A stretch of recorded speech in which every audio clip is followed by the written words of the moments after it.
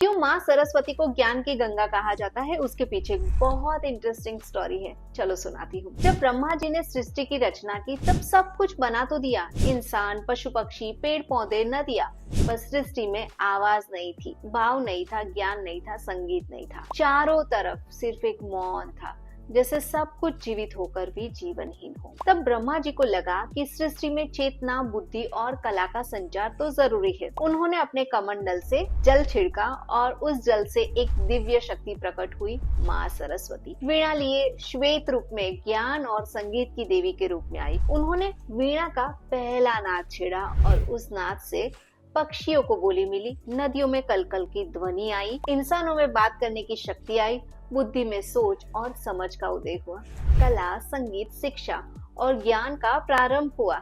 इसीलिए माँ सरस्वती को ज्ञान की गंगा और संगीत की आदि ऊर्जा भी कहा गया। और वो दिन था माघ मास की शुक्ल पक्ष की पंचमी, मीन्स वसंत पंचमी।